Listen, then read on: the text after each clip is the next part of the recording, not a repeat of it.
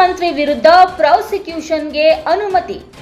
ಪ್ರಕರಣಕ್ಕೆ ರಾಷ್ಟ್ರಪತಿ ದ್ರೌಪದಿ ಮುರ್ಮು ಎಂಟ್ರಿ. ರಾಷ್ಟ್ರಪತಿಗಳ ಕಾರ್ಯದರ್ಶಿಗಳಿಂದ ರಾಜ್ಯ ಮುಖ್ಯ ಕಾರ್ಯದರ್ಶಿ ಶಾಲಿನಿ ರಜನೀಶ್ ಅವರಿಗೆ ಪತ್ರ. ರಾಷ್ಟ್ರಪತಿ ಕಾರ್ಯದರ್ಶಿ ರಾಜೇಶ್ ವರ್ಮಾ ಬರೆದಿರುವ ಪತ್ರ.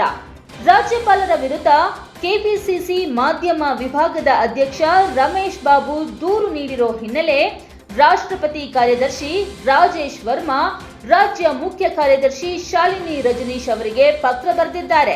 ರಾಜ್ಯಪಾಲರು ಏಕಪಕ್ಷೀಯ ನಿರ್ಧಾರ ಅಂತ ದೂರು. ರಮೇಶ್ ಬಾಬು ದೂರಿನ ಬಗ್ಗೆ ಗಮನ ಹರಿಸಲು ರಾಷ್ಟ್ರಪತಿ ಕಚೇರಿಯಿಂದ ಸೂಚನೆ.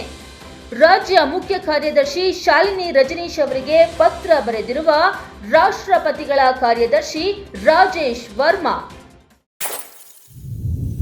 ರಾಷ್ಟ್ರಪತಿಗಳು ರಾಜ್ಯ ಮುಖ್ಯ ಕಾರ್ಯದರ್ಶಿಗೆ ಪತ್ರ ಬರೆದಿರೋದು ಕಾಂಗ್ರೆಸ್ನಲ್ಲಿ ಉತ್ಸಾಹವನ್ನ ಹೆಚ್ಚಿಸಿದೆ. ತೀವ್ರ ಕುತೂಹಲ ಕೆರಳಿಸಿದೆ ರಾಷ್ಟ್ರಪತಿಗಳ ಪತ್ರ. ಸಿಎಂ ವಿರುದ್ಧ ಪ್ರಾಸಿಕ್ಯೂಷನ್ಗೆ ಅನುಮತಿ ನೀಡಿರುವ ರಾಜ್ಯಪಾಲರ ವಿರುದ್ಧ ರಾಷ್ಟ್ರಪತಿಗಳು ಕ್ರಮ ಕೈಗೊಳ್ತಾರಾ ಅನ್ನೋ ಪ್ರಶ್ನೆ ಈಗ ಎಲ್ಲೆಡೆ ಮೂಡಿದೆ.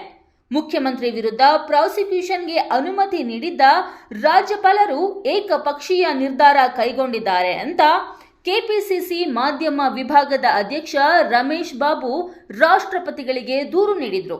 ರಮೇಶ್ ಬಾಬು ದೂರಿನ ಬೆನ್ನಲ್ಲೇ ರಾಷ್ಟ್ರಪತಿಗಳ ಕಾರ್ಯದರ್ಶಿ ರಾಜೇಶ್ ವರ್ಮಾ ರಾಜ್ಯ ಮುಖ್ಯ ಕಾರ್ಯದರ್ಶಿಯಾಗಿರುವ ಶಾಲಿನಿ ರಜನೀಶ್ ಅವರಿಗೆ ಪತ್ರ ಬರೆದಿದ್ದಾರೆ.